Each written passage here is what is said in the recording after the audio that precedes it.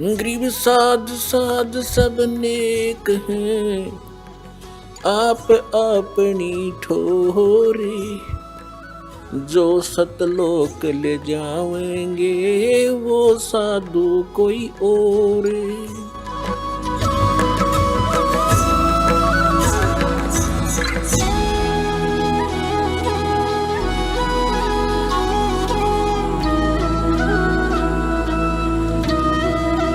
अब थोड़ा सा और दिखाते हैं आपको। ये देखिएगा संक्षिप्त शिवपुराण। इस संक्षिप्त शिवपुराण के अंदर ये गीता प्रेस गोरखपुर से प्रकाशित है, सचित्र मोटा टाइप, केवल हिंदी। और ये कहाँ से प्रकाशित है देखिएगा। हनुमान प्रसाद पोद्दार इसका इनके संपादक हैं और प्रकाशक हैं। ये गीता प्रेस गोरखपुर, गोविंद वन कार्यालय, कोलकाता का संस्थान। यहाँ देखिएगा संक्षिप्त शिवपुराण 98 पृष्ठ से हम थोड़ा सा पढ़ेंगे। यहाँ 5वां अध्याय रुद्र संहिता का हम पढ़ेंगे, छठा। 5वें के एंड को पढ़ रहे हैं। अपने पुत्र नारद की बात सुनकर लोक पितामह ब्रह्मा वह इस प्रकार बोले। 5वां अध्याय समाप्त हुआ, छठा प्रारंभ हुआ रुद्र संहिता का 99 पृष्ठ पे।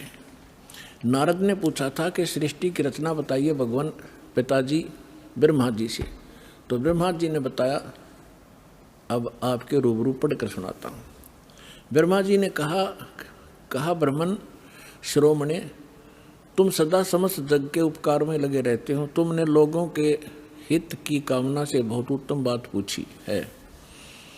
जिसमें समस्त चराचर जगत नष्ट हो गया था, सर्वत्र केवल अंधकार ही अंधकार था। न सूर्य दिखाई देते थे, न चंद्रमा आदि कुछ भी नहीं थे। उस समय तत्सद्ब्रह्म, जिस श्रुति में सत सुना जाता है, इस श्रुति में जो सत सुना जाता है एकमात्र वही शेष था। 100 पृष्ठ पे जिस परब्रह्म के विषय में ज्ञान और अज्ञान से पूर्ण युक्तियों द्वारा इस प्रकार विकल्प किए जाते हैं।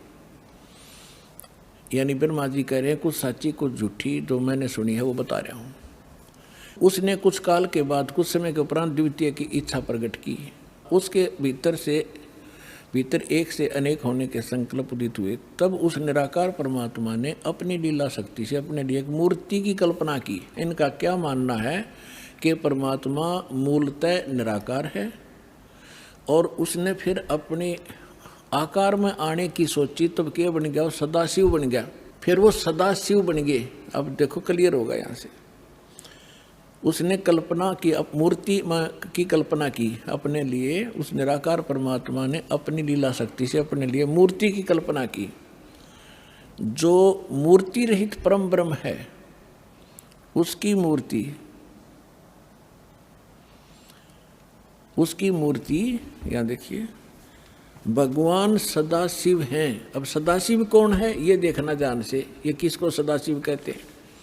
अर्वाचीन और प्राचीन विद्वान उन्हीं को ईश्वर कहते हैं। उस समय एकाकी रहकर स्वेच्छानुसार विहार करने वाले उन सदाशिव ने अपने विग्रह से स्वयं ही स्वरूप भूता शक्ति की सृष्टि की, जो उनके अपने श्री अंग से कभी अलग होने वाली नहीं थी। उस पराशक्ति को प्रधान भी कहते हैं, प्रकृति भी कहते हैं। गुणवती माया बुद्धि तत्व की जननी तथा विकार रहित कहा है। वह शक्ति अंबिका कही गई है। उसी को प्रकृति, सर्वेश्वरी, त्रिदेव जननी, तीनों देवताओं को उत्पन्न करने वाली उनकी माता, ब्रह्मा विष्णु महेश की माता, नेता और मूल कारण भी कहते हैं। सदाशिव द्वारा प्रकट की गई उस शक्ति की 8 भुजाएं हैं। हो गया क्लियर? अब ये दुर्गा के विषय में है और सदाशिव ये कौन है? ये काल है। आगे और क्लियर हो जाएगा। अब इसमें क्या सिद्ध हो गया कि प्रकृति भी दुर्गा को कहते हैं और प्रधान भी दुर्गा को कहते हैं। गीता अध्याय नंबर 14 के श्लोक नंबर 3 से 5 में कति स्पष्ट किया गया है। ये काल कहता है, गीता बोलने वाला ब्रह्म कहता है कि दुर्गा तो मेरी प्रकृति तो मेरी पत्नी है, सब्जियों को उत्पन्न करने वाली माता है, मैं इसके गर्भ में बीज स्थापन करने वाला सबका पिता हूँ। प्रकृति से उत्पन्न ये तीनों गुण इस जीव को कर्मानुसार यहाँ बांधे रखते हैं, जकड़े रखते हैं। तीनों गुण कौन से सिद्ध होगी? रजगुण ब्रह्मा, सतगुण विष्णु, तमगुण शिव जी।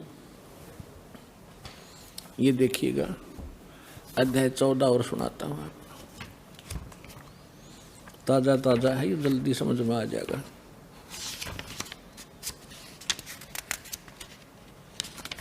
ये देखिएगा गीता अध्याय नंबर, श्रीमद् भगवत गीता अध्याय नंबर 14 का और श्लोक नंबर 3 में, हे अर्जुन, मेरी महत माने प्रधान ब्रह्म, मेरी महत रूप मूल प्रकृति संपूर्ण भूतों की योनि अर्थात गर्भाधान स्थान है। मैं उस योनि में चेतन यानी गर्भ को स्थापन करने वाला तत्व करता हूँ। उसके संयोग से, जड़ चेतन से नहीं, सब भूतों की, सब प्राणियों की उत्पत्ति होती है। 4 में क्या कहा है? हे अर्जुन, नाना प्रकार की सब योनियों में जितनी मूर्तियां अर्थात शरीरधारी प्राणी उत्पन्न होते हैं, प्रकृति दुर्गा, प्रकृति यानी दुर्गा उन सब की गर्भ धारण करने वाली माता है और मैं बीज स्थापन करने वाला पिता हूँ। और 5 में क्या कहा है? हे अर्जुन, सतगुण, रजगुण और तमगुण ये प्रकृति से उत्पन्न, दुर्गा से उत्पन्न ब्रह्मा विष्णु महेश, विष्णु ब्रह्मा महेश, तीनों गुण, ये तीनों देवता अविनाशी जीव आत्मा को शरीर में बांधते हैं। अब इसने काल ने हमें मूर्ख बनाने के लिए ब्रह्मा विष्णु महेश के सिर ठेकरा फोड़ दिया कि ये तीनों देवता ही सबको यहाँ फंसा कर रखते हैं। परमात्मा ने आकर बताया, ब्रह्मा विष्णु महेश्वर माया और ये धर्म राया कहिए, इन 5 मिल परपंच बनाया, वाणी हमरी लइए। ब्रह्मा विष्णु महेश दुर्गा और काल ने इन 5 ने मिलकर ये परपंच रच रखा है। हमारी बात को गहराई से सोचियो बच्चों, परमात्मा ने कहा। अब ये सिद्ध हो ही रहा है, ये 5 मिलकर जकड़े बैठे हमारे को। इन 5 मिल जीव अटकाए, युगन युगन हम आन छुटाए, बंदी छोड़ हमारा नामम, अजर अमर है अस्थिर ठामम, अमर करूं सतलोक पठाऊं, ताते बंदी छोड़ कहाऊं। यहाँ पवित्र शिव पुराण को हमने फिर उठा लिया, श्रीमद् भगवत गीता को रख दिया, उसमें से इतना ही लेना था। अब देखिएगा, ये संक्षिप्त शिव पुराण हम पढ़ रहे हैं और 100 पृष्ठ पे पढ़ रहे थे। यहाँ आगे थे हम,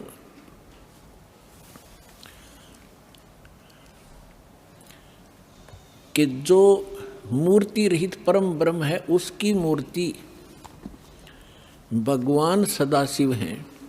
अर्वाचीन और प्राचीन विद्वान उन्हीं के ईश्वर कहते हैं। उस समय एकाकी रहकर स्वेच्छानुसार विहार करने वाले सदाशिव ने अपने विग्रह से स्वयं ही एक स्वरूप भूता शक्ति की सृष्टि की, जो उनके अपने श्रीअंग से कभी अलग होने वाली नहीं थी। उस पराशक्ति को अपने विग्रह माने शरीर से निकाली दुर्गा को ये खुद मान रहे हैं। पुण्यात्माओं, परमात्मा आए थे, ब्रह्मा जी को मिले, विष्णु जी को मिले, शिव जी को मिले। पहली बार तो इन्होंने ज्ञान सुना ढंग से।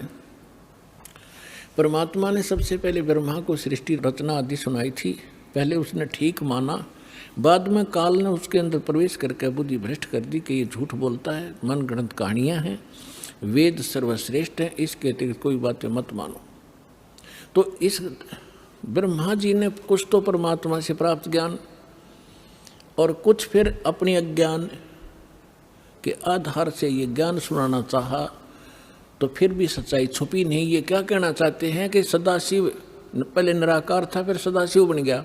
उसने अपने शरीर से एक शक्ति निकाल ली, वह प्रकृति कलाई, उसी को जगदम्बिका कहते हैं। तीनों देव की जननी, ब्रह्मा विष्णु महेश की माता, और उसकी 8 भुजाएं।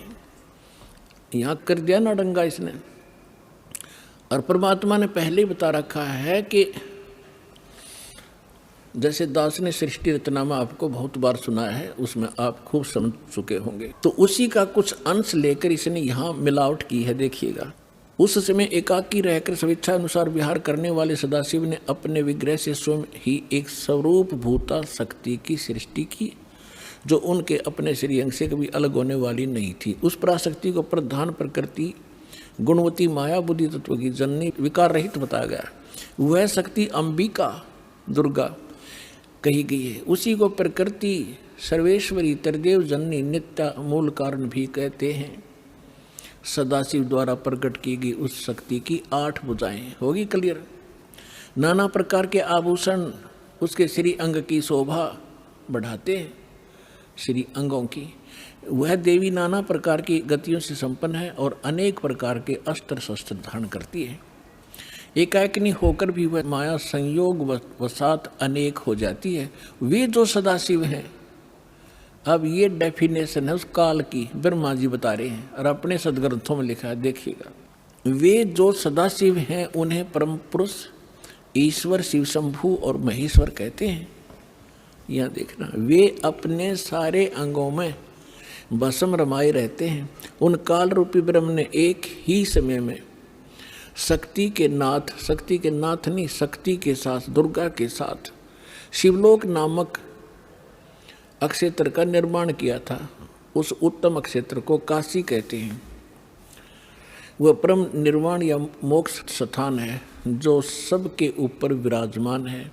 वह प्रिय और प्रियतम रूप, पति पत्नी रूप में शक्ति और शिव, दुर्गा और ये काल, ये स्पष्ट कह दिया। वो काल रूपी ब्रह्म ने, यो काल कहो, ब्रह्म कहो, काल रूपी ब्रह्म कहो, सदाशिव कहो, ये ब्रह्म है। शक्ति और शिव ने, दुर्गा और काल ने, वे प्रिय और प्रियतम रूप यानी पति पत्नी रूप में शक्ति यानी दुर्गा और शिव जो परमानंद स्वरूप हैं, उस मनोरम क्षेत्र में नित्य निवास करते हैं। मुने शिव और शिवा ने, काल और दुर्गा ने प्रलय काल में भी कभी उस क्षेत्र को अपने सानिध्य से मुक्त नहीं किया।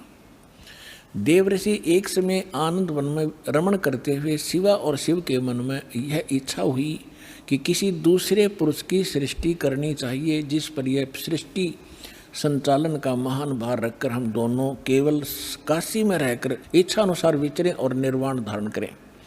अब इन्होंने सोचा कि कोई पुत्र उत्पन्न करते हैं, उसको ये सारा काम संभलवा देंगे, हम निर्वाण धारण करेंगे, एकांत में रहा करेंगे। ये देखिए, ऐसा निश्चय करके शक्ति सहित सर्वव्यापी परमेश्वर शिव ने अपने वाम भाग के 10वें अंग पर अमृत मल दिया। फिर तो वहाँ से एक पुरुष प्रकट हुआ, यानी पति पत्नी व्यवहार किया, वहाँ से एक पुत्र उत्पन्न हुआ, उसका नाम के रखा। 102 पृष्ठ पे संक्षिप्त शिव पुराण 102 पृष्ठ पे शिव ने कहा, वत्स, उस काल ने कहा, बेटा, व्यापक होने के कारण तुम्हारा विष्णु नाम विख्यात हुआ, विष्णु धर दिया तेरा नाम।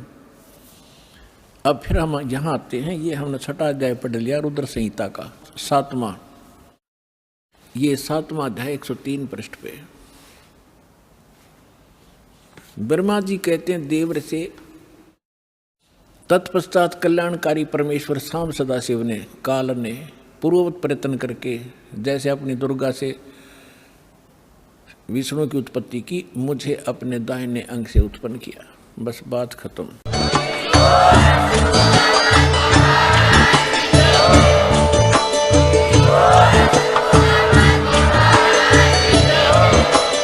आप सुन रहे थे जगत गुरु तत्वदर्शी संत रामपाल जी महाराज जी के मंगल प्रवचन। अधिक जानकारी के लिए विजिट कीजिए हमारी वेबसाइट www.jagatgururampalji.org। संत रामपाल जी महाराज जी के शुभ आशीर्वाद से पूरे विश्व भर में 500 से भी ज्यादा नाम दीक्षा केंद्र हैं, जिन पर संत रामपाल जी महाराज जी द्वारा ऑनलाइन निशुल्क नाम दीक्षा दी जा रही है। अपने नजदीकी नाम दीक्षा केंद्र का पता करने के लिए संपर्क करें 8222 880541।